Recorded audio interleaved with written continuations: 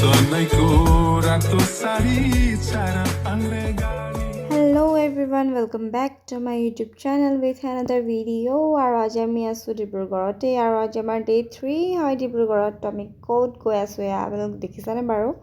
আমি আছো DTP ডাইকত DTP dyke মানে হৈছে Dibrugarh town protection after a big earthquake in 1950 Dibrugarh faced erosion to protect the town they built the DTP dike in 1954 to 1955 With a little maintenance, FEMA funded by ADB improved the dike from 2013 to 2017, benefiting 32,418 hectares and 150,000 people. ব্ৰহ্মপুত্ৰৰ কাষে কাষে খোজকাঢ়ি আহি আছোঁ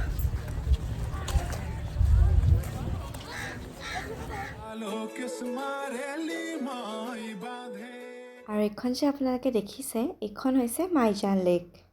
Maijan Lake is also known as Maijan Pukhuri. It is a historic lake located in Assam, India. It is to believe have been excavated during the reign of Sargodaya Rajeshwar Singha in the 18th century. The lake holds significance in Assam history and culture, and it is said to have been constructed for irrigation purpose and to provide water agriculture activities in the region.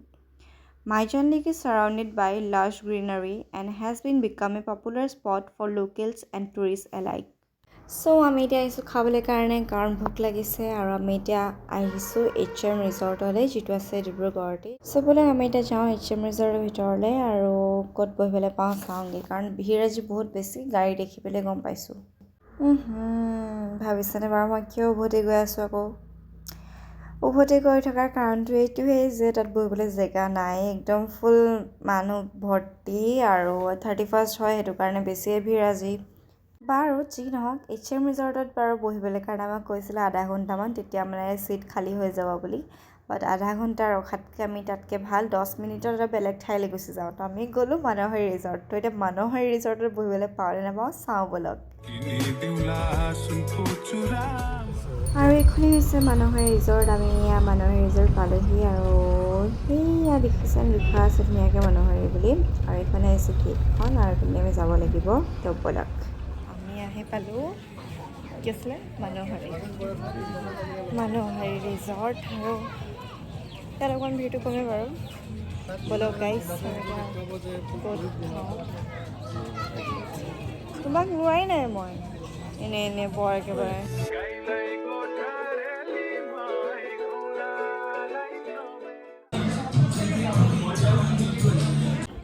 চ' আমি এতিয়া lunch কৰি উঠিলোঁ চাওকচোন এবাৰ ইপিনেও কিমান ধুনীয়া লাগিছে হয়নে এয়া আপোনাৰ 31ষ্টৰ কাৰণে ডেক'ৰেশ্যন কৰি থোৱা হৈছে আৰু ধুনীয়াকৈ তাৰপিছত লাইট চাইট লগাই থৈছে কিন্তু এতিয়া দিনত ভালকেনিও গম নাপাব ধৰিব নোৱাৰিব তো তাৰপিছত 9টা বজাৰ পৰা 12টা বজালৈকে আছে DJ নাইট 31st বুলি চ' আমি ইয়াৰ পৰা ওলাই দিওঁ আৰু লাহেকৈ ন চাইকেল ৰাখিছে চাইকেল ৰাইডছ কৰিবলৈ কাৰণে সেনেকৈ আৰু সেয়াই আৰু চ' এয়া আমাৰ লাঞ্চ কৰি হ'ল আৰু এতিয়া আমি যাম ক'ত যাম মেবি ডিউ পিনে যাম চাগে চাই আহিমগৈ মানে ডিব্ৰুগড় ইউনিভাৰ্চিটিখন আৰু তাৰপিছত নাজানো কাৰণ আজি লাষ্ট নাইট আৰু ইয়াত কাইলৈ মৰ্ণিং আকৌ ঘৰৰ অভিমুখে যাব লাগিব ত' বেয়াও লাগিছে ভালো লাগিছে ঘৰলৈ আকৌ যাম কিন্তু সেয়াই আৰু আমি তাকে যাওঁ আমাৰ বাহনত আৰু আমি আহি পালোঁহি ডিব্ৰুগড় বিশ্ববিদ্যালয় এখন পুৰণা গেটখন নতুন গেটখন অকণমান আগত আছে আৰু এইখনেই হৈছে নতুন গেটখন আৰু আমি এইপিনেদি ডিব্ৰুগড় ইউনিভাৰ্চিটিৰ ভিতৰলৈ সোমাই যাব পাৰোঁ আৰু আমি আহি পালোঁহি নাহৰৰ দেশ বুলি বুলিলে সকলোৱে হয়তো গম পায় ডিব্ৰুগড় বিশ্ববিদ্যালয়ক নাহৰৰ দেশ বুলি কোৱা যায় Dibrugarh university in the far east of India started in 1965 because of a law passed by the Assam Legislative Assembly.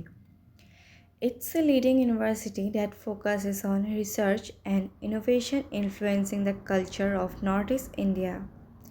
The university supports different activities that involve thinking and reflection. So এইটোৱে আছিল আজি ট্ৰেভেল ব্লগ আৰু ব্লগটো ইয়াতে শেষ কৰিছোঁ আৰু ভাল লাগিলে ভিডিঅ'টো লাইক শ্বেয়াৰ কমেণ্ট ছাবস্ক্ৰাইব চব কৰি দিবা মুঠতে নেক্সট ভিডিঅ'ত লগ পাম বাই বাই